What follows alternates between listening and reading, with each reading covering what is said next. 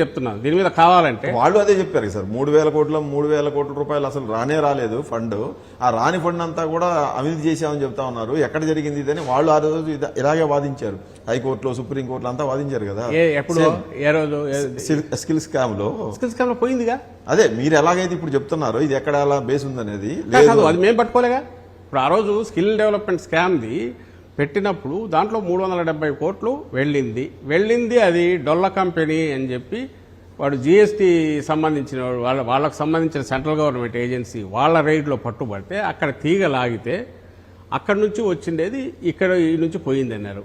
పోయింది అమాయకంగా తెలియక చేసినారా లేక కాంక్రీట్గా చేసినారా అనడానికి క్యాబినెట్ అప్రూవల్ ఇచ్చింది. వాళ్ళు క్యాష్లో పెట్టాలా అంత పార్ట్ పెడితే వీళ్ళు 10% పెట్టాలని. అది చేయకముందే వీళ్ళు రిలీజ్ చేశారు.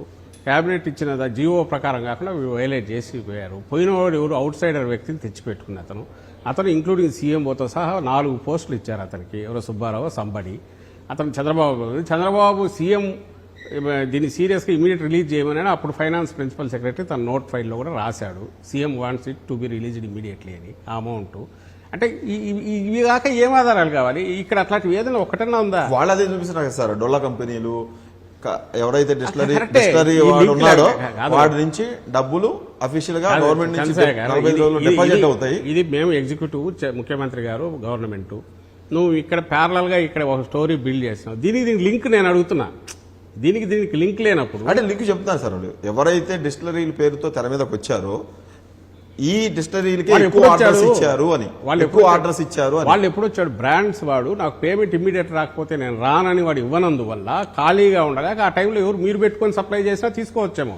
అయినా ప్రజలకు మేలు చేస్తామని అధికారంలోకి వచ్చిన జగన్మోహన్ రెడ్డి మద్య నిషేధాన్ని సంపూర్ణంగా చేస్తామని చెప్పిన జగన్మోహన్ రెడ్డి ఈ లిక్కర్ అమ్ముకోవటం లిక్కర్ అమ్మించడం ఇది కరెక్ట్? ఎక్కడ మిక్స్డ్ గవర్నమెంట్ మీరే ప్రైవేట్ వాళ్ళ నుంచి తీసేసి మీరే సూపర్వైజర్లని అవును వాళ్ళు పెట్టేసి అమ్మటం కరెక్టా? విచ్చలవిడిగా ఏర్లై పారే వాటిని కట్టడి చేసేసారు, రెస్ట్రిక్టెడ్. ఎందుకంటే మీరో ఇంకోరో ప్రైవేట్ పెట్టుకుంటే 1 గంట ఎక్కువసేపు తెచ్చి పెడితే 4 బాటలు ఎక్కువ అమ్ముడుపోతే ఎక్కువ వస్తుంది అనే దాన్ని ఆ టెంప్ట్ అవుతారు. కాబట్టి దాన్ని కట్ చేయడానికి గవర్నమెంట్ షాప్స్ పెట్టారు, రెస్ట్రిక్టెడ్ టైమింగ్స్ పెట్టారు. మీరు స్టాక్ ఎంత పెట్టుకోవచ్చు అనేది రెస్ట్రిక్ట్ చేశారు. ఇవన్నీ జరుగుతూ వచ్చాయి. డిస్కరేజ్ చేయడానికి ఏమేం చేయాలనో అవి చేశారు. సప్లయర్గా నువ్వు ఉండలేకపోతే ఇప్పుడు చాలా స్టేట్స్లో కొన్ని బ్రాండ్స్ ఉండట్లే, కొన్ని ఇదవుతున్నాయి అక్కడక్కడ. దాన్ని బట్టి వాళ్ళు కన్నా రావడానికి ఈ బ్రాండ్స్ ఈ 45 డేస్ తర్వాత పేమెంట్ ఒప్పుకొని వాళ్ళు సప్లై ఏదైతే ఇండెంట్ అంతకుముందు ఏది ఉందో అది పెట్టి మార్కెట్లో వాళ్ళు తెచ్చి పెట్టుకొని అప్పుడు కన్నా బెవరేజెస్ కార్పొరేషన్ మాకు మీది అక్కర్లేదని తోస్తే బెవరేజెస్ కార్పొరేషన్ తప్పు. అట్లా ఎక్కడా కనపడట్లే దాంట్లో చూస్తే.